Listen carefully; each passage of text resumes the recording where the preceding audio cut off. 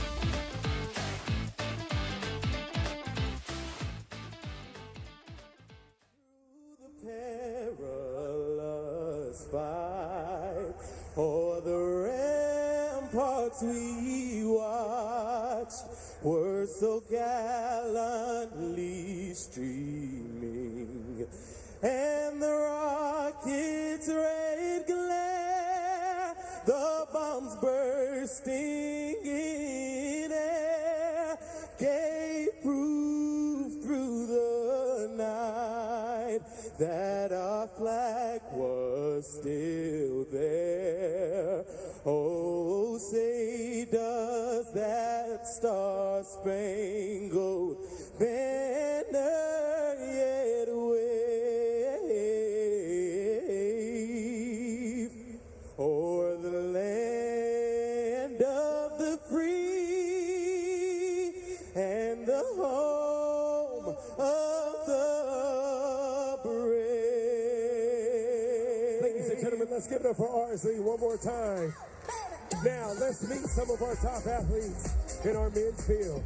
Now running for the Boston Athletic Association and he set 2 school records while competing for Yale and finished 4th in the 2024 California International Marathon. Looking to make a mark here today. Give it up for Robert Miranda. Come on.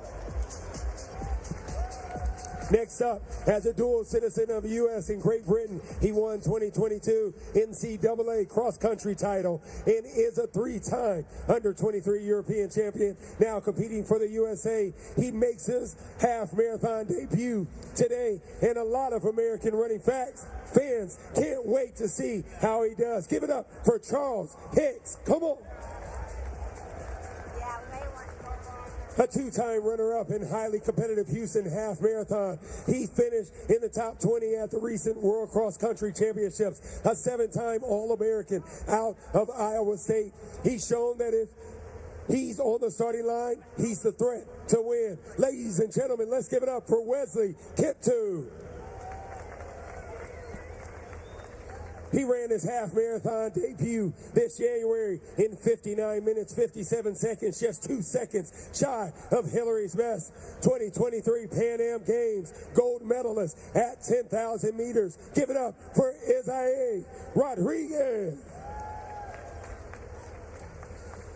A 2-time Olympic finalist in the steeplechase. Nothing about his switch to the roads has tripped him up yet so far. He's landed on 2 podiums at 6 national championships, including a 3rd-place finish here last year. He brings the fastest time in the field with 59 minutes and 55 seconds. Let's give it up for Hillary Bourne. Ladies and gentlemen, let's send these 5 men and the rest of the field off with some love. Our men's USATF Half Marathon Championship right here. Come on.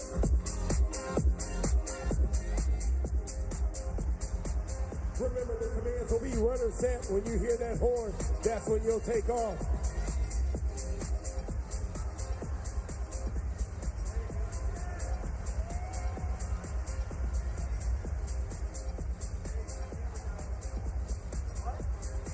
Here we go. Runner set. Go, go, go, go, go.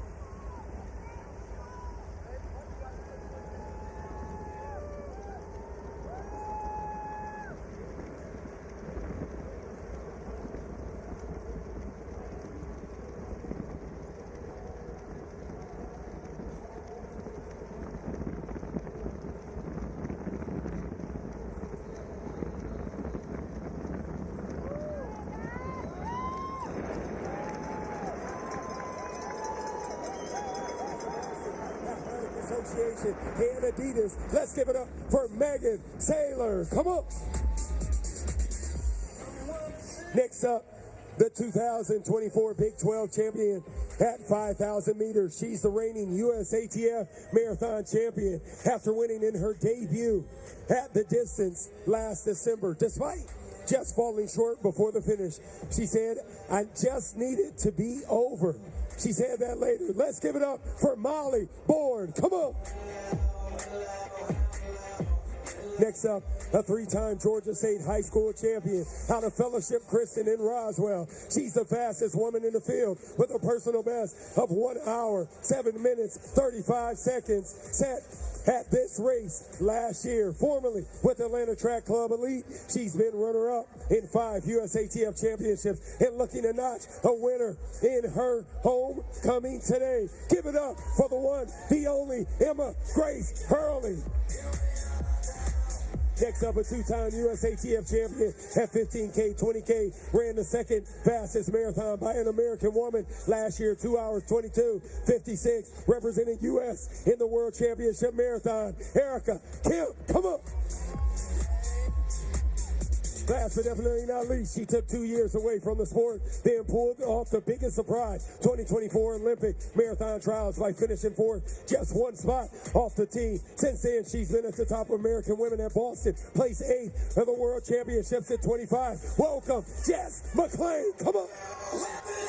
Ladies, good luck to you, each of you, as you take the streets of Atlanta. We're 10 seconds away from the start of our women's race. Runners, set, go, go, go, go, go, go, go.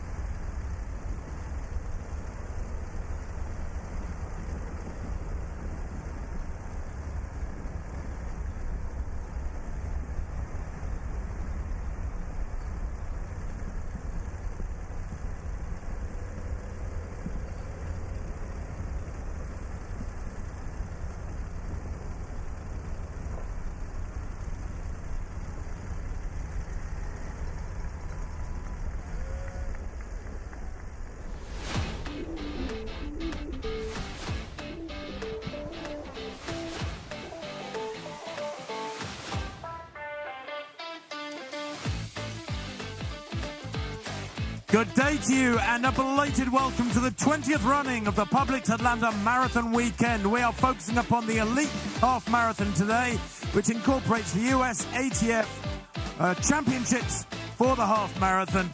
My name's Tim Hutchings, beside me Carrie, Tollefson. A record number of over 15,000 runners in the events today. Perfect conditions here in Atlanta. It's almost 7:30 in the morning local time. It's about 45 Fahrenheit, 9 degrees centigrade, no wind. The elite races have been underway now for just over 5-6 minutes, something like that.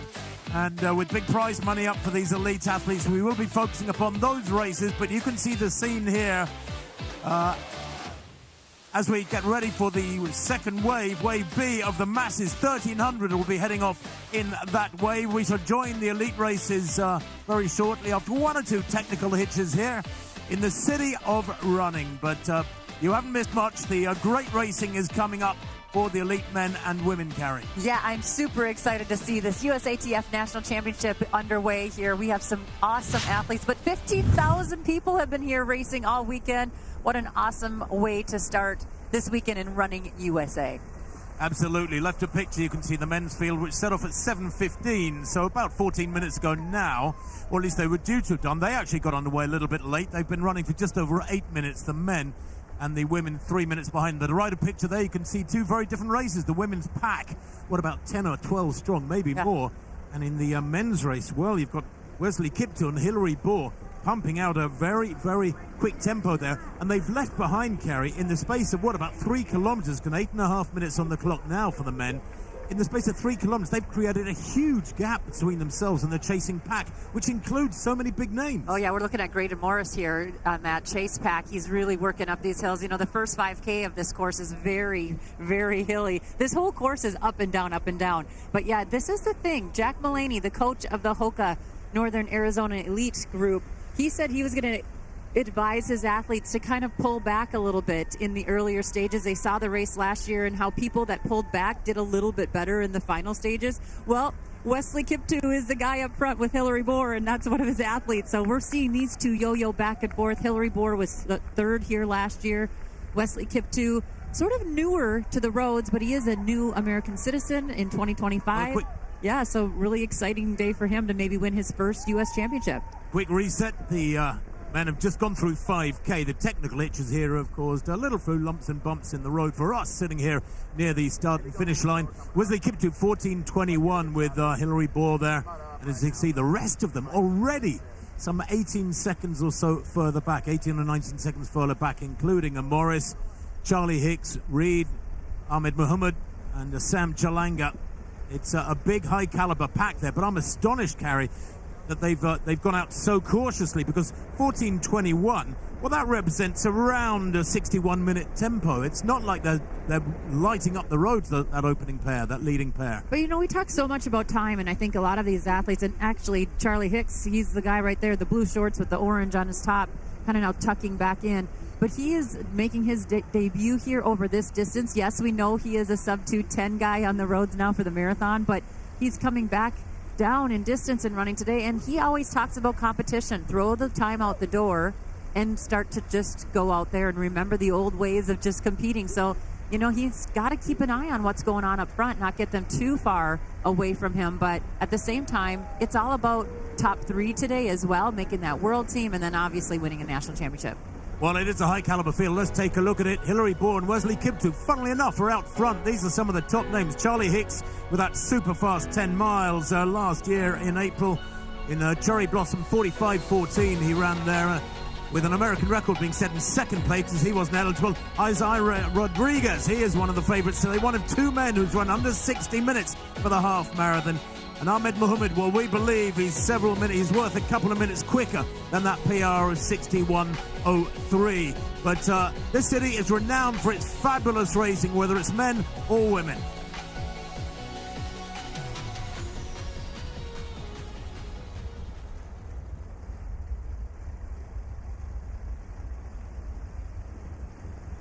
Well, we're waiting for that women's 5K split to come in, but Carrie, there is so much talent on this page, it's tough to pick out a favorite. Well, you're looking at Jess McLean and Erica Kemp, both represented the U.S. at the World Championships in the marathon just in September. Emma Grace Hurley, top returner from last year, has the fastest PB on paper. Molly Bourne coming off of winning her first USATF championship in her debut marathon at CIM, which was just early December.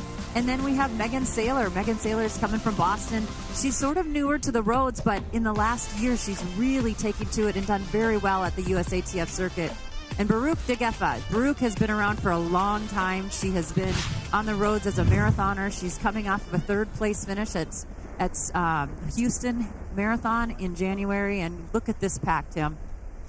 Yeah, they are. It's a very different race, isn't it? The way the women have set out here. I'm waiting for that 5K split to come up for them. Well, it's only 15 minutes coming up the clock now. The correct time's top left of your screen. And does this suggest they've gone out cautiously, Carrie? Nobody really pumping it hard here and testing them through these opening kilometers. No, as we're looking at Cassie Parker right there, a newer name too. But Degefa is in the middle of that pack along with Molly Bourne, who we were just talking about. Molly Bourne has had some amazing races on the roads. She's new. She runs with the Puma Group out of North Carolina and has been having a phenomenal year so far. She hasn't raced since that marathon, but yeah, she's the tall blonde there in the middle of the pack, keeping our eye on her. But I'd have to say Jess McLean is sort of the one that everyone is watching right now. She came off running the World Championships in Tokyo in September, placing 8th there. We saw her for most of the race up in front, along with Susanna Sullivan, who was 4th there for the Americans. And just such a great synergy right now in the U.S. distance running. I think everybody's excited about competing at the top level, and that is what's on the line today, not only winning this race and winning a national championship, but getting to Copenhagen next September. Yeah, Molly Bourne made a winning debut back on the 7th of December with that winning the California International Marathon. That's in Sacramento. That was a 2:24 clocking. Degefa, well, a question mark over her, the 35-year-old American who just recently got an American citizenship. She is very, very experienced. 34 marathons under her belt. She's run 10 halves in the past. She's won 6 of them. And her PR at 69.41 from 2022 is a couple of minutes down on one or two athletes in this field. And the early kilometers of this race, Carrie, are pretty quick, aren't they? It's you sort of want to bank that credit, so to speak, if you can, in any road race where you have a favorable start. Is that the 5K point there? They just went over a mat in around 16:50. Yeah, so they too are just kind of getting through these early stages. I think being a little bit more conservative earlier on here. You know, they're going to start climbing. They climb the first 5K, then they start rolling. And there's some flat sections from 4 to 7. I think that's where you're going to see the tempo tick up a little bit. Once they get into Piedmont Park, that's the lowest part of this course. And they're right there around 7 to 8 miles. And then from then on out, it is a real tough climb. The last 5K of this race is really, really hard. So I think some of these athletes that are coming back, you know, Jess McLean was here last year. She was 4th. Emma Grace Hurley, she was 2nd last year. These athletes know what this course brings you. Emma Grace Hurley trains here. She grew up here in Atlanta. So, you know, to see them kind of maybe just holding back a little bit, I think is playing into their game. Well, 16:48 at 5K equates to about 70 minutes, 30 seconds. So not super quick when you think that the event record by Taylor O last year, when she won by 13 seconds, was 67:22. Last year was really, really cold. It was a freezing morning. This morning it's just about perfect, 45 Fahrenheit, not a breath of wind. It's going to get really warm this afternoon. It's going to go up to about 75 this afternoon. But conditions right now pretty much perfect, and it's kind of ironic that they have gone out pretty cautiously, the main pack in the men's race and this entire pack in the women's race. There's a couple big names in here that we haven't mentioned. Carrie Elwood is the one leading. She's coming off of winning the USATF 25K in 2025. That was last spring. She's, you know, a very, very good runner. A lot of people remember her as Carrie Verdon. She's now Elwood. But she's the one leading the pack. But there's a number of debutantes in the race as well. So you have to keep your eye on. Well, Edna Kerr we like to say she's a debutante. She did a workout once in a half marathon. So she does have a stat for it. But this is for her first actual race where she's running competitively. And we can see those names right there. Grace Hartman coming off the NCAAs. She runs for NC State. She's taken this indoor season off for sure, not knowing what's going to happen in the outdoor season. And then Annie Rodefeld. Annie is such a good road racer. She's great on the track, but man, does she run well on the road. So it'll be fun to see her race today. It's fair to say, isn't it, that Edna Kirkgard is a late developer. She's 34, but in the form of her life. 10th in those World Cross Country Championships in Tallahassee on the 10th of January. She was the first non-East African vest to finish. It was an astonishing run after a third place in the US domestic trials back in early December. And she's a solid track runner, although many of her NCAA titles and PRs on track were a couple of years ago or more.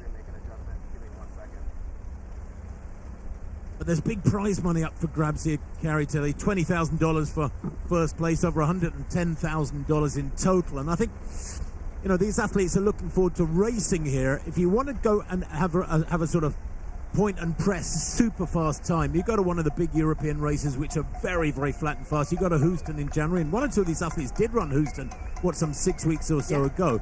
But you come to Atlanta to learn to race, and that is kind of the fundamental quality of track and field athletics. Track athletics as road racing is actual competition, man against man, woman against woman. That's what I like about this, that so many athletes have accepted this challenge here today. Yeah, and you know, we talk about fast times. Emma Grace Hurley's PR is from right here. She ran 67 minutes here last year. It was cold, it was windy. Today is a much different day. It's a beautiful day to race here, and so even though this course has lots of ups and downs, it is a very fast course. And we're seeing right now Emma Grace Hurley, she said last year she was up in the front kind of hanging on right around second and third place, but today she's right up front leading the charge. And looking on the men's side there, it's still these two guys, Hillary Bohr and Wesley Kiptoo. Yeah, it is two men out in front by at the last check, some 19 seconds, something like that, and they do appear to be sharing the pace here. It's Wesley Kiptoo who leads on the NCAA title for Iowa State over 5,000 meters back in 2021. He's got great track pedigree, 13-14 indoors for 5,000. He's a 27-37 guy on the track for 10,000 meters, and very strong too. Won the Cherry Blossom 10 miler in 2024, a couple of years back, 45.54, and then last year was finished in 5th place there behind Charlie Hicks. And he's experienced too on the roads. He's run 3 halves last year, 7th in Houston, 5th in New York, 2nd in Pittsburgh. My notes here, haven't checked his CV, so he seems ready for a personal best after the World Cross Country where he ran so well. He is such a racer, Tim. I mean, we saw him at the NCAA level. He doesn't have his gloves on today, which everyone watched him in the NCAAs. He'd even wear them indoors. But he is such a gritty guy. He likes to be up front. He touches the lead in most of the races. But these guys, too, are marathoners now. They're getting ready for some spring marathons, Rotterdam and Boston. But just such competitors. They know each other. They're having fun all weekend together. So you know they're out here pushing each other, taking the leads, and just hopefully having a great race. But they are really kind of pouring it on here early on. Well, he was 14th in the World Cross Country, some 6 or 7 weeks ago. Wesley Kiptoo is leaning into a little bit of a climb here. Incidentally, while this isn't a dead flat course, it is kind of medium fast, I would say, but what is significant is that the number of turns has reduced dramatically. There were 57 turns in last year's course. With a few tweaks and changes, there are around half that this year, so it is a quicker route that they're covering in this anti-clockwise circuit of the city.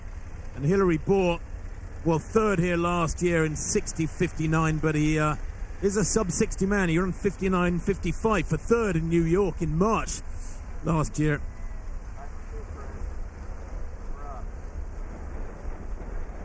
Emma Grace Hurley making a move here, and about time, Carrie. I mean, the women have been running for 23 minutes here, and Hurley has to be confident. You know, really good 2nd place here last year. I chatted to her very briefly yesterday, and she said she knows she's in great shape. And I think one of the things is, while you don't come to a race like this necessarily looking to run super fast, you actually want your training to be realised. You don't want to put all those weeks and months of work and actually run round holding back for 10 miles and then let it rip for the last 3. Well, she's a racer. She's been putting in a lot of work. She's had to do a lot of work on the treadmill, but she came here for about 10 days before, like she did last year, to visit family and to get on the roads.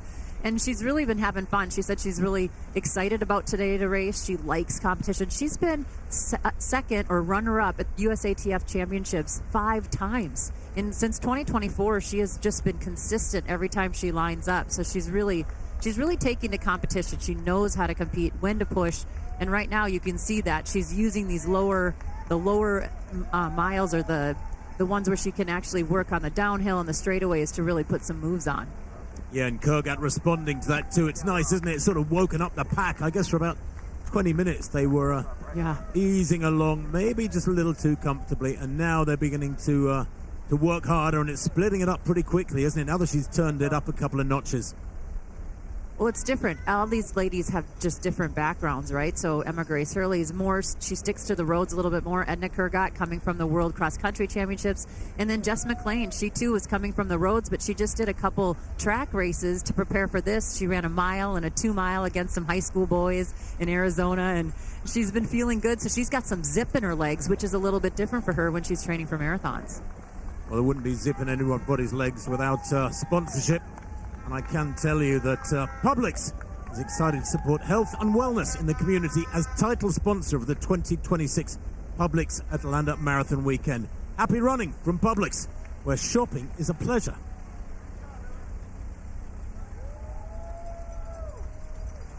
Well, back to this leading pair in the men's race. Now, last time we got a shot of the trail pack, they were some 19 or 20 seconds back. And these two looking lovely and relaxed with, 28 minutes on the clock, so approaching halfway. Here is that chasing pack, 2, 4, 6, 8. I reckon that's about 10 strong. Charlie Hicks, who we had a long talk with yesterday. I was expecting a spectacular debut from Charlie today, who until 2023 was running for Britain, the country he was born in. And of course, when you change allegiance, he's now back in the US where his parents living in Jacksonville. You have to sit out for 3 years, not being able to race internationally with a internet vest on. So Charlie, until July, can't race for the USA, but he's training for the Boston Marathon in about 7 weeks' time, and he said he's in fabulous shape. Talking to his assistant coach this morning, he said he's putting a really good balance of speed work on the track and mileage at 115 miles a week. And, with that 7th place in the New York Marathon, his debut last November, where he ran just under 2 hours, 10 minutes. He's a young man growing in confidence, but we know, Carrie, he's got fabulous pedigree from his races over these last few years. He really does. He's such a fun guy to follow. He's at Stanford. He won the NCAA Cross Country Championship there, and he's raced against these guys for many years. Hillary Bohr there in second, 2-time Olympian in the steeplechase. Just what can he do? He does the marathon, he does the steeplechase, he does all of it. But then we're looking at Wesley Kiptoo really try to push right now. And you can see 43 seconds up, Tim. That's a huge lead that these two guys have. Well, they've gone through 10K in 28:46. Now that puts them on about 60-40 tempo. So even these two fellas are not exactly flying in the main pack. Well, a long way back. It's really surprising. And that last mile looked 4:39. We're looking at Ahmed Mohammed there. He was 4th here last year. He typically is a guy that's aggressive. We saw him run a half marathon this year where he went out. It was at Valencia, and he tried to set the American record, and he kind of blew up a little bit. So trying maybe a different race tactic here, and he is a Jack Mulaney athlete, so Jack might have told him just relax a little early on, try to make sure that you save a little something for the back half of this race. I'm a little puzzled at how cautiously this pack has gone out. I mean, at what point does somebody in this pack lose patience and realize they're going to run out of road, start a charge through the second half towards that leading pair? I mean, they must be getting information from the sidelines. I mean, they must be almost out of sight on the majority of these streets, and they must be getting information about how big that lead is. Look at that yawning gap behind these two fellas, and I wonder if they are being told how much of a cushion they've built up behind them, because if they are, that would give them real reinforcement through this third quarter. And this is where the big questions are asked, Carrie, isn't it? Because I think once you're in the last 5K, those last 3 miles or so, you kind of got the bit between your teeth and you can almost psychologically see the finish line. But this next 15 minutes, absolutely critical to the way the men's race unfolds. I think they have to start turning it up in that chase pack. You know, we are getting closer to Piedmont Park here. That's the famous park where the Peachtree Road Race finishes at. But listen, that's where everything starts. So this section right here is kind of that aggressive section if you want to try to maybe make some moves, because once those hills hit, everybody feels them, no matter how far back you are. So, yeah, I do think this is critical right now for them to reel them in. And this is that stretch, Tim, where they can actually still see them. They're going to start making turns, and every single turn you can kind of hide and get away even a little more. Well, Hurley's still applying the pressure in that women's pack. And do you remember, about 6 or 8 minutes ago, it was probably 10 or 12 strong. Well, now we're down to 5 by the looks of things. Kurgat is riding there, almost slipstreaming behind Hurley, who's taken on the burden of pushing hard herself, ignoring everybody else. A little glance over her shoulder there just to see what sort of damage this has done, and she'll be glad to see that it's reduced the pack very, very quickly. McLean there to the right of picture in the blue is just feeding off this surge. But this is a classic distance running situation. Hurley here has just got to keep pummeling away and hope that the damage is gradually being done to those 4 athletes behind her. Yeah, Emma Grace Hurley has, as I said, is just such a great competitor. But we're looking at that chase pack, and Molly Bourne, that debutante in the marathon at CIM, she is the one trying to close that gap up just a little bit.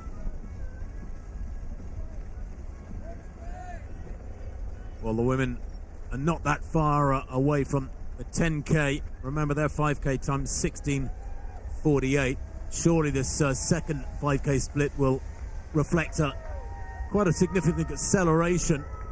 Nobody's moving up alongside Hurley here, and sometimes in distance races like this, you want to move up alongside somebody to give them that psychological message that, hey, you're not testing me here. I'm feeling pretty comfortable with this tempo. And as I say that, so Kurgat gets up alongside Hurley on this downslope with those long legs, unraveling down the slope. Maybe a little bit more natural downhill runner in that army vest, Kurgat. And actually, we're down to 4, trying to see who that is who's dropped away. I think that's Parker, Cassie Parker, that was aggressive in the early stages, but she's starting to drop off a little bit in the all-black kit. You know, we were talking with Scott Simmons, Edna Kurgat, her coach, yesterday, and he was saying that she's starting to do some longer workouts. You had been asking, when is she going to move up to the marathon? She's been so good in these middle distances for the distance runners, and he said she's been doing some longer workouts, really having some good workouts back home, but she's not quite ready. Well, we talked about the title sponsor of this race weekend a few minutes ago. There are others involved too to make this a weekend work. They're the oxygen of big events like this. So rewrite your routine. Real hydration, electrolytes, coconut water, no artificial dyes. Choose better. Body Armor. Well, right now my eyes are on Jess McLean. You can see her right in the back there in 4th position, but she's right there up on Emma Grace Hurley and Edna Kurgat. You know, she said last year was the year of 4ths for her. She was 4th at the Olympic trials in the marathon, 4th at the Olympic trials in the 10,000 meters on the track, and then she was 4th here last year, and she was actually alternate for the World Championships in Tokyo in the marathon, and then she went and ran so well. But she's just hungry to wear the USA across her chest and make these teams, and she's really coming into her own. Well, speaking of hungry to run well, Carrie Elwood there to left of picture has been dragged along by this little group. She was 8th here last year in 69:36. She improved in Indy. She won the Indianapolis half marathon back in November with 68:34. She's a pretty solid marathon runner. Didn't run one last year, but she ran 2:31 in Chicago back in 2021 when she ran a series of marathons over a 3 or 4 year period. Maybe that freshness now is coming to the fore. No marathon in her legs. Maybe she's been putting in a little bit more of that shorter work to focus upon this and then come back to the marathons. You know, it's not a bad thing to necessarily have a fallow year from the marathon. Focus on maybe 10Ks and half marathons. and then come back to the marathon afresh with a little bit more zip in your legs. There's that 10K split, 33 minutes exactly at 10K. Well, you're talking about Carrie Elwood there on the left of the screen. She is a phenomenal athlete, and when I spoke to Andrew Castor, her coach, who's Dina Castor's husband as well, he said she's sort of an underdog. A lot of people don't necessarily talk about her a lot, but she won that USATF 25K. She's got some great results on her resume, but I think she's really finding her rhythm on the roads, and she's been aggressive in that 25K. She looked so smooth and so in command for someone that hadn't won a U.S. championship yet. And then for her to run, like you said, 68 minutes in Indianapolis, that's another strong performance. So it's not surprising to see her up here in the lead. And to have Dina Castor in your ear and to be able to have her watch you, work out. She was a bronze medalist in the Olympic Games, and everybody knows Dina, so that's pretty cool to have in your ear. Pretty inspiring. That second 5K, by the way, after a 16:48, kind of languid opening 5K. The second 5K, 16:12 to get to a 10K in 33 minutes exactly. So Hurley has done the damage here, and that sort of acceleration, that's a big acceleration, is very hard to contend with. Over half a minute acceleration between the first 5K and the second 5K. And you can see the damage it's done. And Hurley continues to ask questions of this trio behind her. Yeah, she looks like she's putting some pace in, and she actually has some fans on the road. I just saw her smile at some fans on the road, so she knows that people know her here in Atlanta. It's an important race for her to win. She trained here for many years at the Atlanta Track Club, and she's now in Indianapolis. She said this winter has been really, really tough on her, so she was ready to get into the warmth, have some sun, and see what she could do. But she said she's in super shape. That's what she told me. She is ready to go. Well, after that second last year, she ran a great 10-miler 5 weeks later. She ran 51.04. That is absolutely world class. There is Parker in 5th place. Cassie Parker, or Crown Running. She's only a 70-22 athlete. Very tough when you get dropped by a pack and you're having to work on your own or begin to work on your own. It always helps if you've got somebody sort of, 5, 10, 15 meters in front of you, within sort of psychological reach. It's almost like there's an elastic band that can pull you along, and you can close down on somebody when they're not too far ahead of you. But when that gap becomes 50 meters, 100 meters, 10, 20 seconds, then it starts becoming really challenging because you're isolated. Hurley's working hard here. There's an aggression to the way she's moving here. And in contrast, Kurgap, so much taller. Carrie looks like she's eloping, doesn't she? Looks really, really strong and relaxed. Well, And, after that 10th in the World Cross Country, no wonder, because to get anywhere, say in the top 20 in the World Cross Country Championships these days, with that East African strength of being so phenomenal from Ethiopia and Kenya and Uganda and Tanzania and so many others, it's getting, and 10th place is supreme fitness, and that's beginning to show here. yeah, she's been looking really good. And this is that kind of long downhill stretch here where they're getting a little reprieve from the hills. They know that, so they're using the course to their advantage right now. Cassie Parker, though, still in the shot. She's working to keep up with these top 4. Well, we can take a look at the course map of this half marathon. Of course, as I said, an anti-clockwise loop around the city. The lowest point of the course is at Piedmont Park, right at the top there, around 8 miles. And then there's a big climb on 12th Street, that top left corner, as you look at the map. And it continues to undulate through the second half. And then Carrie, they finish off with a very welcome last mile, half mile or so, that's downhill. And the way the men's race certainly is panning out, it looks like it could be a 2-man race come that finish. But the women's race, well, it's still anybody's. Yeah, and the men are approaching that 9-mile mark, and they are hurting right now. They are using that climb. They're going to go up and down, Tim, the entire way in. But you said it, the last K is screaming downhill. So we are going to see some fast running in the last 1K of this race.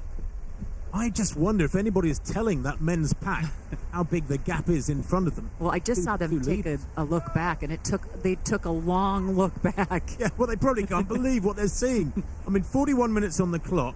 They've got, what, about let's say they're going to run 61 minutes, something like that. That could be pessimistic. They're well past 2/3 into this race.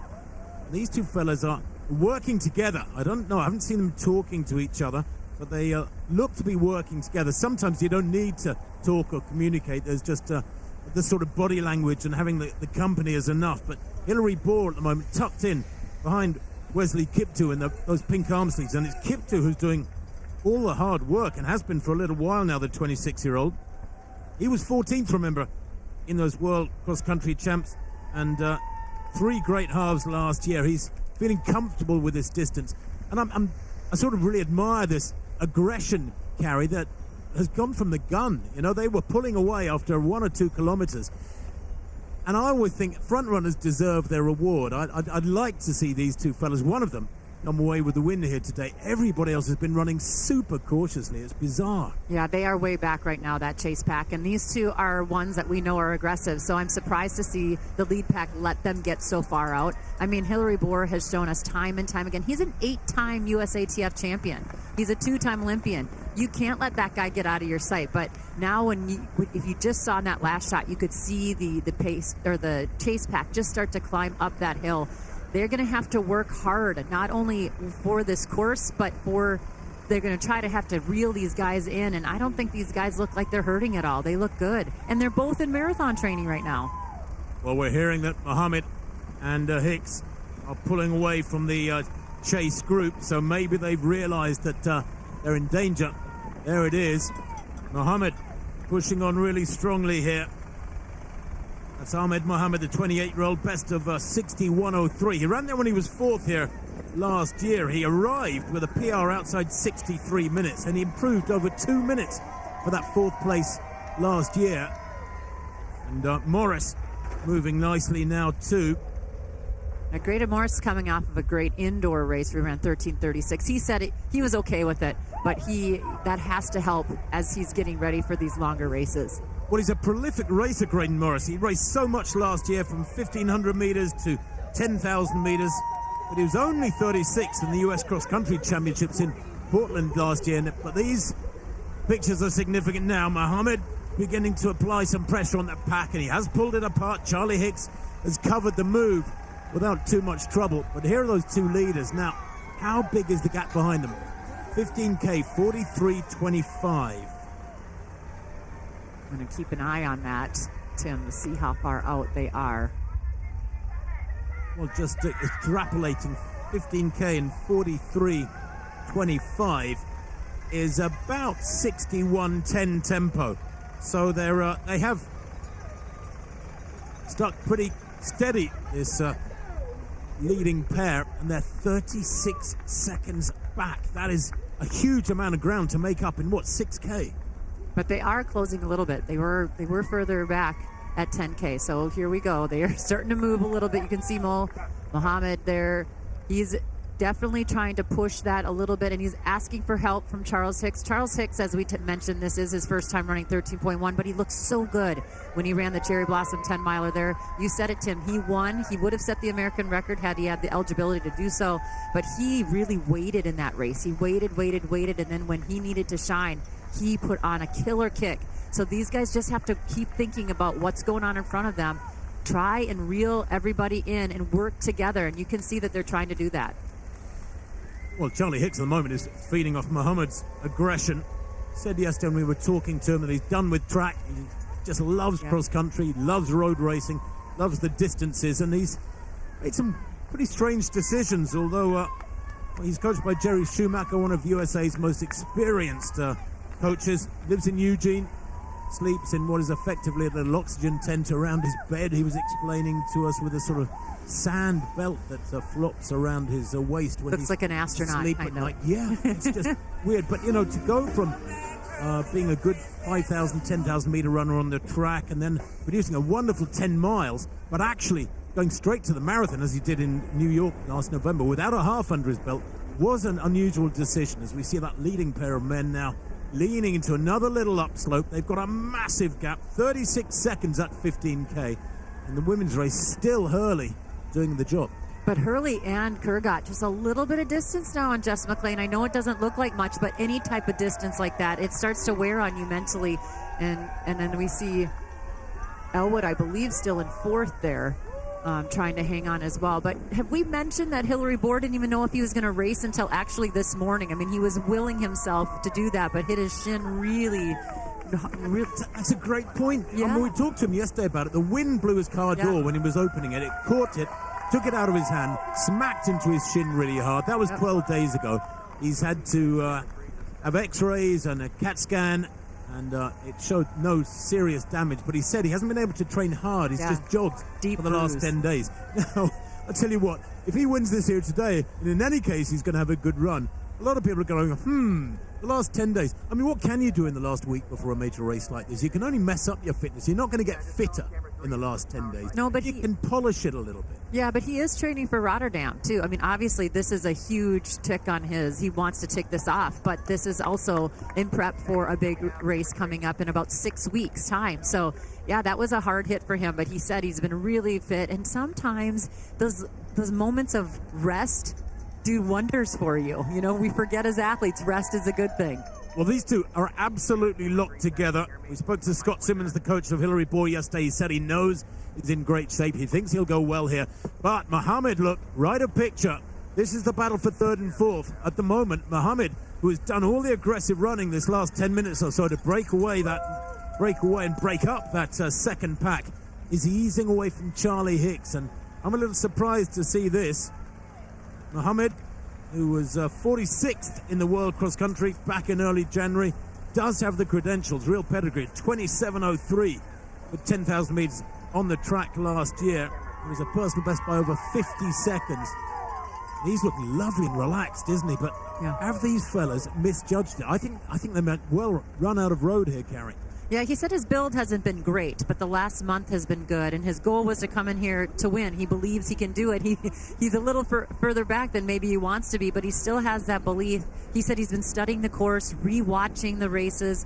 You know, he knows what this course is about. He's come here. He's already run it. He was fourth here last year, so I think he's not going to be surprised to know that the two up front are the two that are up front, you know, knowing Hillary Bohr and Wesley Kiptoo the way that they race, but he's trying to put a push on here. But I would understand it if their splits had been super quick through 5K, through 10K, through halfway. But they haven't been. They've been fairly standard. I mean, the course record here, the event record is 60:37. That was by Nicholas Kosimbe of Kenya back in 2022. That's the event record.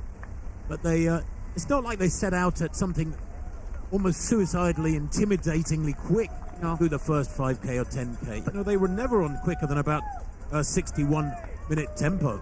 Yeah, I mean, I know that he said he wanted to sit back. He expected these two guys to go, and he said, I want to be really cognizant about knowing that I have those hills in the last part of the race. So this was part of his race strategy. Have the guys hit it enough on the turns. And now we can see these top three women have broken away now. And it is Emma Grace Hurley, Edna Kurgat, and Jess McLean. Absolutely. And is that Kurgat alongside Hurley, or is she just beginning to challenge her a little bit? Hurley, every time Kurgat gets alongside her, Hurley just gets her head down and pushes on and tries to get that extra meter. There it is, look. Yeah. Now, is Kurgat being stretched? This is what Hurley has to question. Is Kurgat just feeding off her here, or is she being stretched and is she under pressure? And, you know, if you're going to be a front runner, you've got to tell yourself, I am testing them. They're not comfortable. If they were that comfortable, they'd be right up alongside me. So Hurley here has just got to keep gradually turning the dial a little bit, and keep the pressure on those two. And this is exactly what Jess McLean does. She finds herself grinding back into it. There was a little bit of space there, and she had to kind of regroup, and she got back right on the shoulder. She's got to do it right here. And you know what? Although she might be hurting physically, Jess McLean has to win the mental game right now, and that's what she's got to do, even with Emma Grace Hurley, who's looked so good and has been in control of this race, and with Edna Kurgat. Having you kind of play yo-yo, right, or go back and forth. Emma Grace is going to wonder, well, Jess is not going away. She might not hear her for a couple steps, but then she'll hear her again. So this is exactly what Jess needs to do. See, she falls back a little bit, but then she closes that gap up. She's so tough. Yeah, McLean, well, we know she's in great form. She won the Mesa 10K a couple of weeks ago in 31:13. A personal best, but more significant, she won it by 81 seconds, Carrie, nearly a minute and a half. So that was a massive run, and that's the sort of speed and confidence you want to carry into a race like this. So we'll watch McLean very carefully there. Now, speaking of sponsors, as I've done a couple of times already today, Adidas, proud sponsor of Atlanta Track Club. It's a partnership been going for many years now, and probably many years to come, with Atlanta Track Club and Adidas hand in hand through today's races. Well, last year we saw the American record holder for the women, Wayne Colati, kind of push early on, and she really suffered the last part of the race. This was the woman, Emma Grace Hurley, who she did so well on these hills. She was second here last year. Jess McLean was fourth. But I would say Emma Grace Hurley just knows this course. She knows how to handle the turns. She knows how to handle the ups and the downs. And so this was the woman that I was watching. And I think a lot of people think that this is the lady that it's due time for her to win. She's been second 5 times at USATF Championships. She doesn't have a USATF Championship yet on her resume. So we're watching her and seeing what she can do. But Edna Kurgat, Jess McLean, 2 of the greatest in America right now. Well, she started pushing and breaking up the pack at about 24 minutes. And at 15K, 49.11 there for Emma Grace Hurley, just in the lead with Kurgat and McLean there. And then Elwood, well, she's cutting that lonesome pass another 5 seconds back in the background. Really awkward sort of distance, about 30, 40 meters behind, and just can't quite close with this trio, even though she's moving at about the same pace. Now, this is a lovely shot. Look how quickly they are shifting here. And McLean, I think, here is being stretched. Has there been an acceleration from the 2 in front on what is a very slight downslope? And will this open up the gap to Elwood back in 4th place? But they can't shake her. She just keeps coming back every time we think she's getting dropped. She keeps coming back. But Edna Kurgat has sort of been silent but violent right there in second. She's let Emma Grace Hurley make the move. She really hasn't touched the front to lead this race. Maybe a little bit like that on the turn. But here we go. Just as I said it, she's taken the lead. Yeah, probably for the first time. And Hurley will hang on to her coattails if Kurgat does try to move away, because Hurley has run here with enormous determination. Second last year, ran a massive PR, 51 seconds, almost a minute PR last year with that 67.35. I don't think it's going to be that quick here today. It's not a day for the way these races have unfolded, the pair of them. Not a day for super fast times, but just great racing here in Atlanta as usual.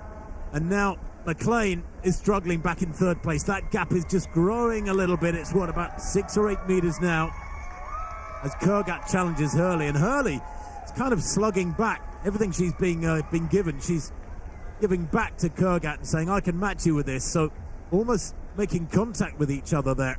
Well, does Emma Grace Hurley know that this is that little last down slope before they make that last 5K climb? I mean, look at on the map here, Tim. They're going down right now, and the last 5K, it is up. There's a couple little bumps that they go down a decline, but really this is where they're going to start to climb.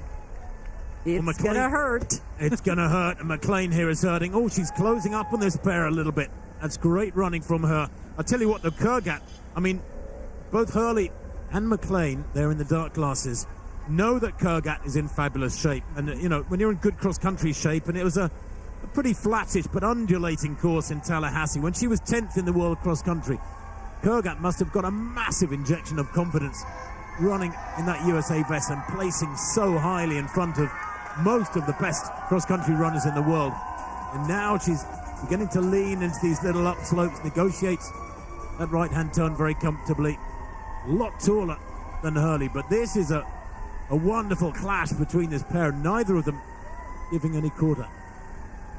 And McLean tucked in right behind him. The gap to Elwood has grown massively, back in 4th place. This is our first 3 in the women's race. In the men's race, well, surely this is our first 2, with nearly 56 minutes on the clock.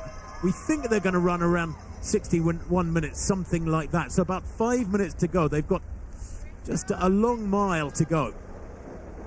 And we're watching the women climb this hill up. You know, we were talking about Jess McLean. She's getting ready for Boston. Last year she had such a great Boston Marathon, but she said this is really in the thick of her training. And she did run a 4:34 mile And then she came back 15 minutes later and ran sub 10-minute 2 mile. Like she's had some speed, but she's really been putting in some big work. She says she's in super good shape. And to me, that maybe is why she drops off a little bit. She's got some heavy legs. The two in front of her are not training for 26.2. So Jess McLean in third right now is the woman training for a big spring marathon. Is that maybe why she falls back and then makes her way up again into the lead pack? So just interesting to watch how she's racing. And on the men's side, we definitely have a battle there for 1 and 2. We do. And the man who has done most of the work throughout the race, pretty much since the gun, Wesley Kiptoo, just beginning to get a gap on Hillary Bohr, the 36-year-old in second place, who was third last year. He may go one place better, but I don't know if he's going to get the victory, because you can see there, as they approach the last kilometer or so, Wesley Kiptoo getting the reward for so much hard work, easing away from Hillary Bohr. It's been a very determined run, and he must have had that question mark in his mind for the last 57 minutes, wondering whether Hillary Bohr was just cruising behind him or was hanging on. And it's the latter, certainly through this last second half of the race. It turns out that Bohr has been hanging on, and Kiptoo has at last kept pummeling away and got that justification for his hard work, the reward. McLean, I'll tell you what, Harry, look at this. I know, she's playing it smart, I think. She knows what she's got to do. She's getting through those hills, and maybe now this is where that strength is really going to pay off for her. But, talking about watching Wesley Kiptoo, these are he's in the last mile, Tim, so he's going to have to open up that stride on the downhills, just kind of grind out those little ups that he's got. But he's through the hardest part of it already. Well, he is, and just looking at the gap behind Kiptoo, it's grown pretty quickly. In the last couple of minutes, it's gone from 1 meter to about 30 or 40 meters. And I'll tell you what, when you sense that, or if you get a glance at it, when you're leading and you've been working for so hard, and at last you break your rival, you get that surge of adrenaline because you realize you've done it. You've got what you wanted. A little glance there across it to his right on that one of the final turns. And now he can relax a little bit mentally and just cruise here. The 20K split there, look, 58.13. And he's starting to smile. He's starting to feel it. You can tell that he knows he's doing well. And, actually, Hillary Bohr has given the crowd a little wave as well. These two men from the get-go have been working hard together. They've been hanging out the entire time. I had them at the presser a couple days ago. They're talking about their kiddos back home. Both of them have 2 kids, and they said they had to bring home the bacon because the kids were expecting them. They keep them, and they hold them accountable. They're young little ones. I think that Hillary Bohr has 2 that are a little bit older than Wesley Kiptoo. They're right around. Both their kids are under 10 years old though, but they definitely crack a good whip. Look at those splits left of picture. Mohammed 38 seconds down. He's 32 seconds, over half a minute down on Bohr. He's going to run out of road, although he's been charging for the last 10 or 15 minutes. Charlie Hicks has been dropped some 9 seconds down at 20k behind Mohammed. He's not going to make it onto the rostrum unless something drastic happens here. And Liking back there over a minute back, now in 5th place. At last 5k 14:48. Remember the first 5k was 14:21. Second 5k was 14:25. That last 5k through from 15 through 20k was significantly slower. Those uphills from Piedmont Park and in particular have really taxed the splits, so to speak, but they haven't affected the quality of the racing, or the quality of the running, I should say, from Wesley Kiptoo. He's effectively now in the home straight. Over 60 minutes on the clock. My prediction for his time at 20k, 58.13, says he should come home in around 61.15. It's been an unusual race, this one, where several big names did not meet the challenge of the early kilometers behind Kiptoo and Bohr, and the pair of them ran away early on from the chasing pack. Wesley Kiptoo has done just about all the work. He's the one who's applied all the pressure, kilometer after kilometer. And as he turns right now, the penultimate turn, he's got about 150 meters to go. The finish line will be on sight when he makes this right-hand turn. Arm raised, he's got the luxury here of being able to enjoy this finishing straight run. The smile is there, the arms wide, the emotion pours out as he crosses the line here. In this 20th Publix Atlanta Half Marathon, becomes the USATF Half Marathon Champion for 2016. And that, quite supreme there, 61:15, the unofficial winning time for Wesley Kiptoo. And Bohr crosses the line there. What, about 14 or 15 seconds down.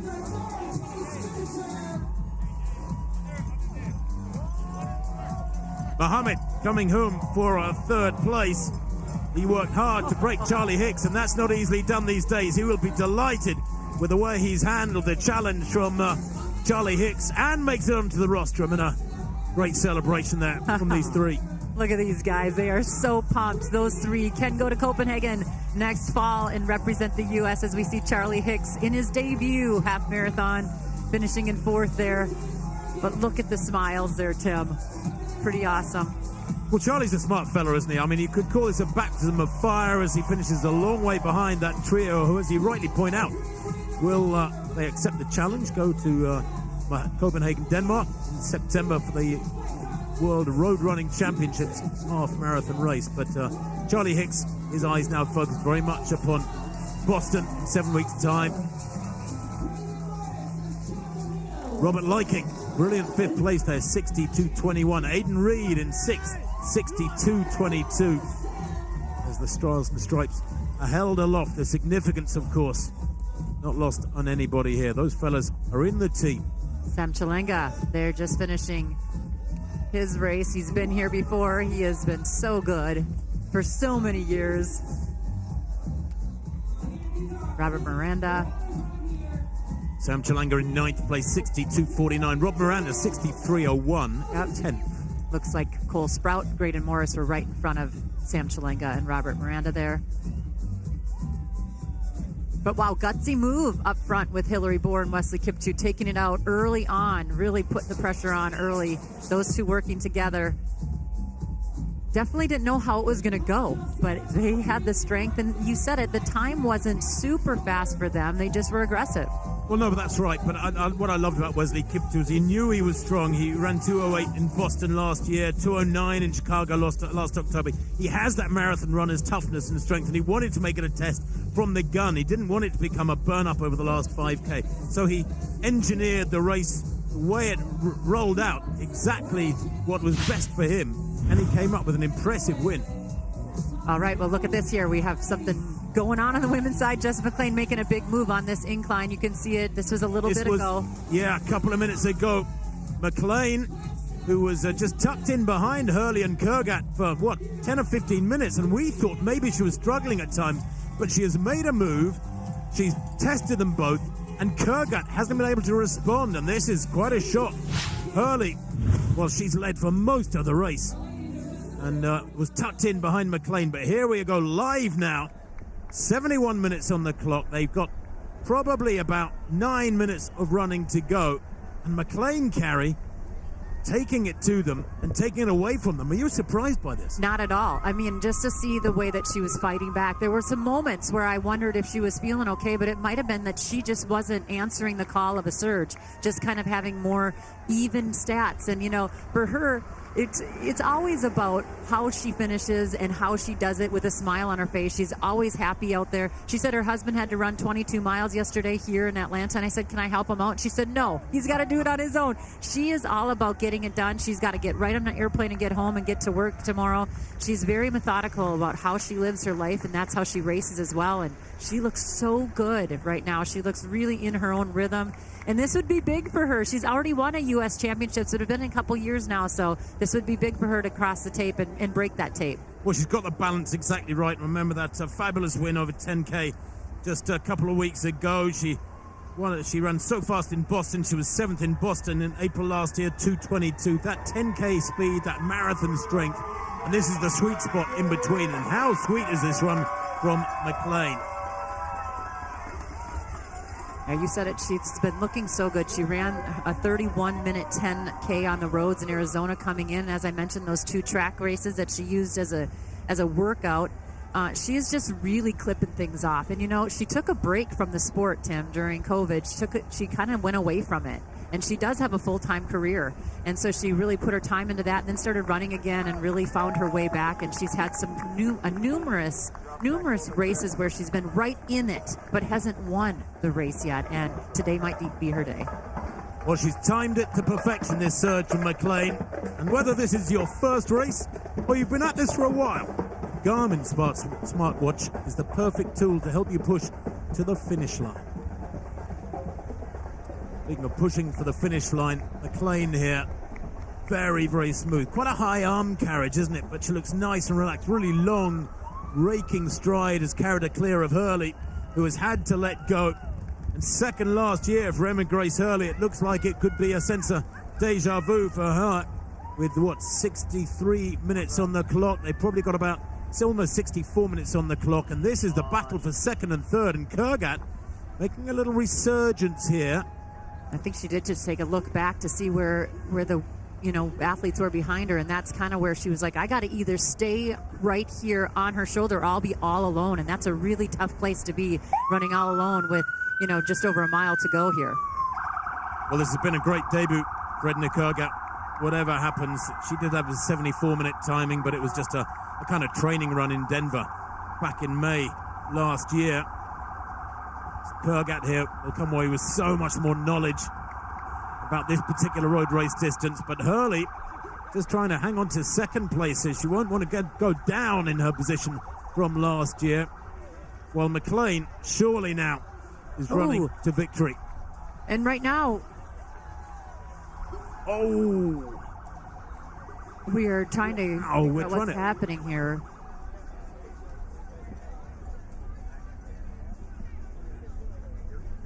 Well, that was really unfortunate.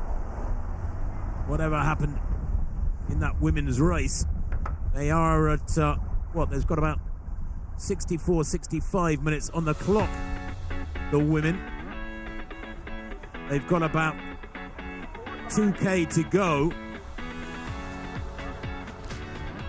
So they're at about 11 and a half miles, 12 miles on that map. As you can see, bottom left corner.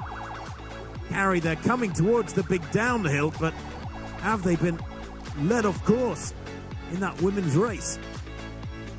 Or did they just take a wrong turn? Trying to clear that up right now.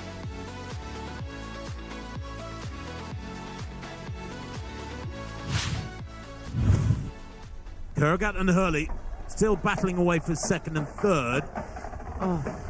But is that McLean in the lead? Has she lost the big lead? Maybe McLean went off course. She's still in the lead, but everyone has caught back up to her here now. Boy, oh boy, 65 minutes on the clock, there or thereabouts, so that's when it happened. And McLean and Hurley, by the looks of things, both going off course, maybe Kurgat as well. And it suddenly created a 1 meter gap between these two, and it was, about 50 meters. Well, getting out of your rhythm is always super hard, but she looks like she's back on, and hopefully she can calm herself. Emotionally, Tim, it's really tough to have moments like that in a race. So this is where she's got to dig deep here and get back on it. Yeah. Very, very unusual indeed, but McLean looks to be doubling down in her determination to get away from Hurley, who was 1 meter behind her. Now she's 5 meters behind her. And with 67 minutes on the clock now. Okay. So they are racing up front, a little bit closer together than we expected.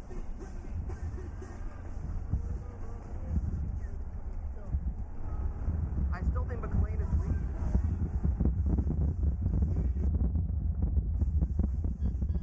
But Wait, no, because we just passed. Well, we can take a look at the 20K splits now. There it is. Molly Bourne, 66.22. Elwood, Rodenfels, Parker. At 15K, of course, it was Hurley, Kurgat, McLean. The big three were locked together for many, many kilometers. But McLean here, well, she had a very comfortable lead. She'd built up over the previous couple of kilometers. And she continues in those shades to ease away from Hurley. She's still full of running. But was Bourne in the lead through 20K. Has there been some confusion. Did they run off course by a sizable chunk of time, which enabled others to come through? Well, that is Molly Bourne that we're watching right here, along with Elwood. So Molly Bourne, as we said, coming into her second half marathon ever. She ran the BAA half this past fall, going into her CIM marathon debut. And I believe that's Carrie Elwood there on the right of her screen. This is kind of what Molly Bourne does, though. This is her, in the second half of her races, it seems like she really wakes up and she starts to attack again. And she looks like she's been attacking. Carrie Elwood was the one that was up there in the front leading, or right on the shoulder of Emma Grace Hurley in the early stages of this race. Well, we know Molly Bourne's in great shape. On the 7th of December, just 4 weeks after her half debut, she won that CIM, or California International Marathon, in Sacramento in 2:24:10. That was 11 weeks ago. She's clearly recovered from that. Don't think she's going to hit her PR today of 70:11. That was in Boston back on the 9th of November. But a marathon time, 2:24, suggests she can go a lot faster. She makes the turn for home. And this is a bizarre situation here at the end of this women's race, where we had a great battle building between Hurley and Kurgat and McLean. But it looks like it's going to be win for Molly Bourne here. You win some, you lose some. She's going to win here today. 11 weeks after a win at the CIM International Marathon, she wins here at this 20th edition of the Publix Atlanta Half Marathon, takes the USATF title. And in second place behind her, just checking who that is, Elwood coming through too. She was back in 4th place, I think, originally, Elwood, when we last saw her about 10 minutes ago. One of that time for Molly Bourne, 69:44. It's a new PB for her. She lifts some 25 seconds or so off her bust, by 69:43 officially now for Molly Bourne. And Carrie Elwood, well, 69:47. That's a minute or so outside her PR. Annie Rodenfels making her debut, taking 3rd place, 70:12 for Rodenfels. What a turn-up that has been. And here comes Parker, Cassie Parker. 70:22 her PR. She's about 25 seconds outside that.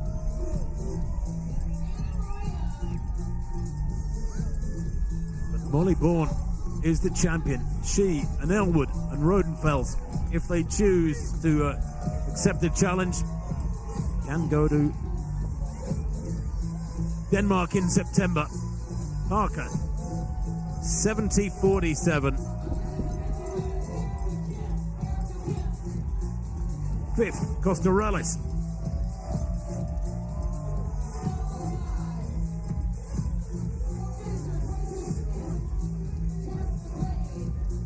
McLean coming home in what has been a frustrating day at the races for her. Yeah, and no wonder she's probably going to be asking 1 or 2 questions of exactly what's on. She and Emma Grace Hurley waged a wonderful battle through the second half of the race, along with Edna Kurgat. Remember, making a debut here today. But McLean ends up down the field there in 9th place. Maggie Montoya in 10th place. Montoya, by the way, 71:27. Was exactly 2 minutes outside her PB. McLean's time, for the record, 71:27 as well. And an utterly bizarre situation. So unfortunate. These things happen. You see it in races occasionally. Athletes follow bikes that are turning off course or lead vehicles. They make a wrong turn. And of course, when you're in the heat of the moment, and it was mentioned several times at the technical meeting at 6 o'clock last night in the hotel, just a stone's throw literally from this finish area.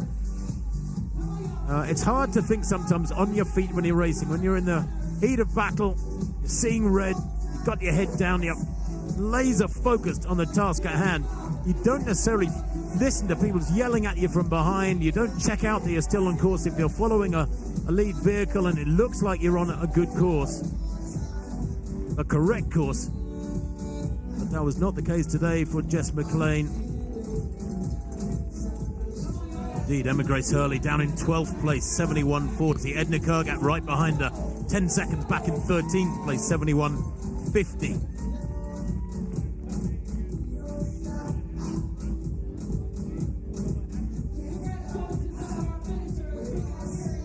But our champion today, well, Molly Bourne, what a worthy champion she is too after that fabulous run. The marathon, as we see some of the mass runners moving along the course, they'll be on a safer route with plenty of bodies in front of them. In glorious conditions, I mean, unbroken, perfect blue skies over Atlanta today. Temperature at the start was 45 Fahrenheit. It's gone up a couple of degrees. Still a nippy morning. Everybody around us wearing coats. And the post-mortem, of course, will look at that women's race. And it's so unfortunate because the Atlanta Track Club do such an incredible job in organising these massive races. Over 15,000 here today. The mass participation crowd, of course, won't have been affected, won't be aware any issues on the course up ahead for those elite women. The men came home just fine with Wesley Kiptoo taking that win in 61.15. Just to remind you of that victory for him. Second place Hillary Bohr, 61.30, and Ahmed Mohammed third, 61.51, with Charlie Hicks in his debut 62.10. Back to the drawing board for Charlie Hicks. Very, very smart, easy talking fella, Hicks. He was my pre-race favorite. I don't think he'll be put off about that in his preparations for Boston, but he can obviously make any tweaks that he wants. Well, Carrie Tollefson is with the men's leading athletes right now. Carrie. Hey, I'm down with all three of our top three guys. I'm going to start with Mohammed, you know what? You did so well. You were up there, not in the lead, in the front of the second pack the entire way. Tell us what was going through your mind trying to reel these two in. Yeah, they had each other, and I think that's what kind of I missed out on at the end. But I wanted to make this team. This was a redemption tour. I finished fourth like 3 times last year at 3 different U.S. championships, and so number one goal was to make this team, and second goal was to get these guys, and they had each other, and I'm proud of both of them and excited to represent this country with them. Did you know that they were up that far, though? We thought we could, maybe the last 5K with the hills, maybe we could reel them in, and they had each other, like I said, and so I was kind of working solo with Charles Hicks, and at one point I realized there was no getting them, but I wanted to make sure that I secured this third spot. All right, well, we're going to go over here to our runner-up, Hillary Bohr. Hillary, you were pushing the pace early on. You two were kind of going back and forth, but very aggressive in the early stages.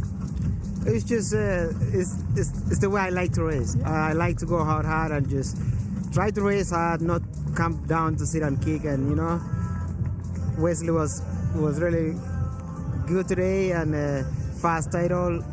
There's no other people I want to represent the U.S. than these three representing the OCA, and I'm excited for it. Well, it was so fun to watch you race. Congratulations. All right, Wesley Kiptoo, you won your first USATF National Championships, and you're going to the World Championships. So how does it feel? It feels amazing. It's an opportunity, and it just, there's no way I can describe this, but I would say it's just the beginning, because I started with the World Cross Country, and running with these guys motivates me a lot, and the work we've been putting in is paid off. So I'm really proud of myself and my sponsors and my teammate and my coach and everyone else who made the team today. When did you know you had it in the bag? When did you know you were going to win this race? Just after 1K when I went with Hillary, because I knew we're going to keep it like this all the way. It doesn't matter who's going to win, and we're all good friends. It doesn't matter if Hillary wins or I win. So. Well, you guys all won for great finishes today. You all had awesome celebrations. Congratulations. Good luck to you guys in Copenhagen. Let's go, USA! Thanks so much. Thank you. All right, Tim. Back to you. Thanks, Carrie. Great to hear those fellas all absolutely ecstatic with chance now to represent Team USA in September at the World Half Marathon Championships. As we see now, the highlights of that men's race at 7:15 a.m. local time. The sun hadn't been up long, that high caliber, but small elite field got underway. Went through 5K in 14:21, this leading pair. Wesley Kiptoo in the arm sleeves doing the leading virtually from the get-go, but surprisingly, the pair of them, he and Hillary Ball, pulled away from the main pack very, very quickly, building up a lead. At 10K, they were 43 seconds ahead. And then Kiptoo kept on pushing, kept on surging, kept on pressure on Hillary Ball, and eventually got the gap. And just reward for a front-running performance. He said he loved to run from the front, to run aggressively. Well, he did that here today. And that's a fabulous USATF Half Marathon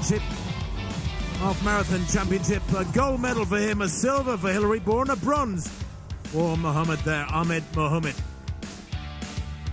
Mohammed's time 61:51. It was not the type of race that leads to super fast times. It was a race, a tactical race here today. Quite refreshing in a way in this age when we're so used to pace-made races where it's kind of point and press, and sometimes a little bit, maybe not insipid, but just sometimes you get races which are just flat out running and there's not many nuances to it. Today we had nuances galore, more in the women's race than in the men's, but fabulous running from that pair. Kiptoo, the champion, 61:15. Hillary Ball, 61:30 with that second place. And in the women's race, a real surprise result. Well, providing legendary performance, exceptional offers, and a premium ownership experience. At BMW, they only make one thing, the ultimate driving machine. Visit bmwatl.com for details.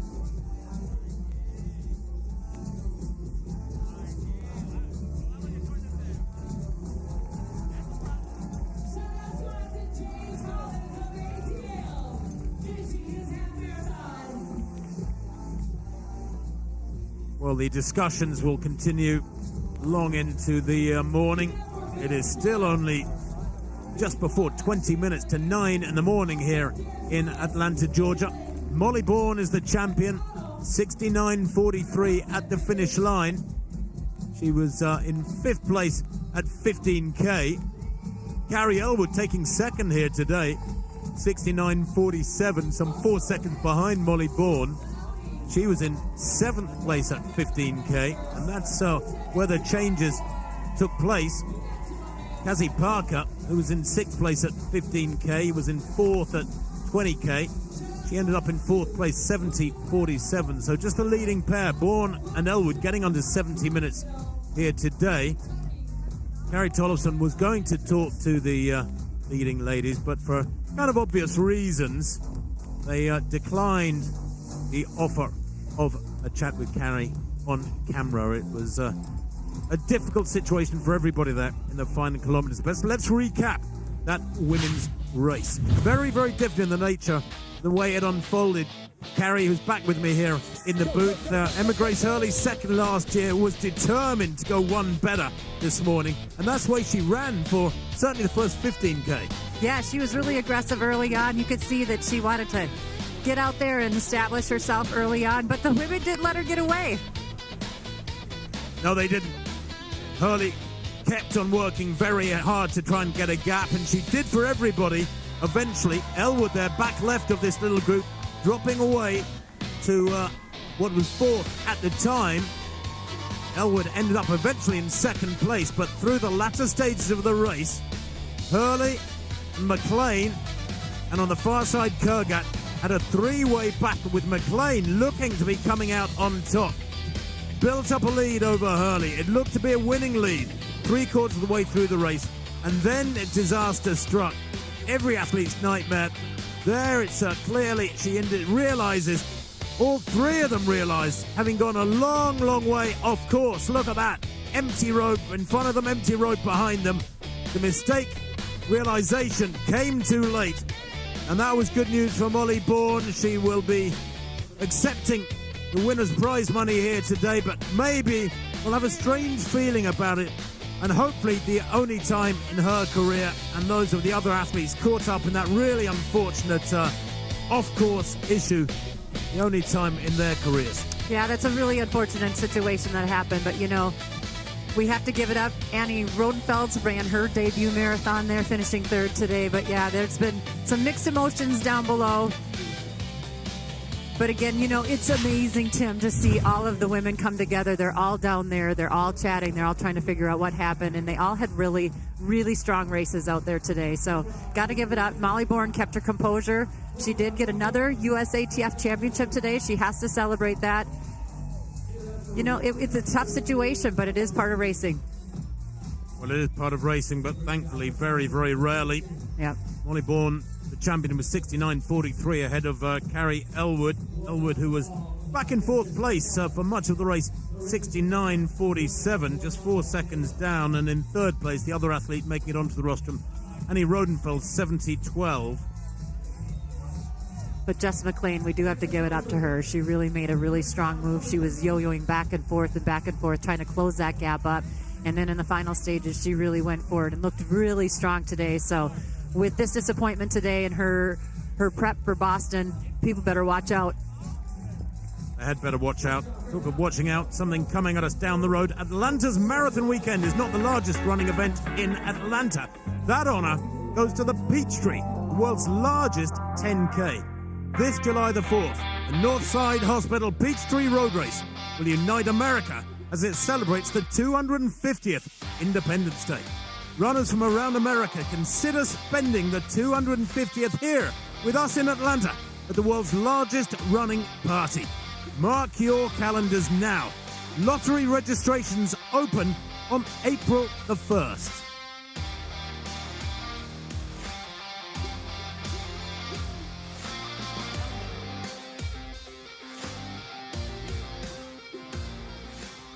Well, we understand there is a discussion as to whether or not the women's race should be flagged.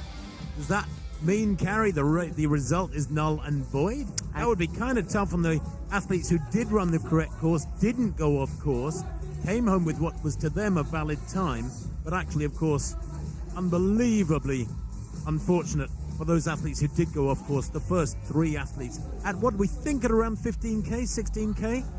Yeah, and you know, I know that Molly Bourne did not want to do that interview because there was a lot of conversation down there. You can see Emma Grace Hurley, just the unfortunate situation that happened today.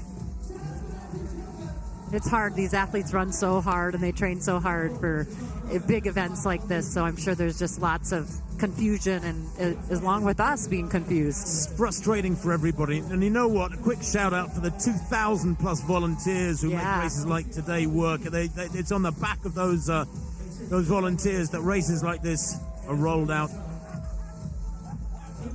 So there's a protest that definitely is taking place, and definitely they will update all of us as soon as they can figure that out. Well, Carrie, a bizarre day of racing here, a tactical men's race that provided the team for Team USA in September in Denmark at the World Half Marathon Championships. Your final thoughts, though, over that women's race? Well, the women's race showed that we have such great athletes across the board, and fun to see debutantes come out here, race against the veterans. But yes, in the men's race, obviously so fun to see Hillary Bohr and Wesley Kiptoo. But I had to give it up for Ahmed Mohamed. He really pushed that second pace. He tried to make a charge. They just got too far out in front of him. But he was so fired up to be on this team representing the U.S. in Copenhagen in September. It's a small blip in the road for U.S. women's half marathon running, which is in fabulous shape at the moment. So many quick times in the Houston Half Marathon back in January. Men's race, well, that was a great racing today. But from all of us here in Atlanta, we'll be saying goodbye to you very shortly, as the majority of the 15,000 is still out there negotiating the streets and the rolling hills of Atlanta. I'm going to say goodbye now from Carrie Tollefson, myself, Tim Hutchings. We'll see you again soon. Bye-bye.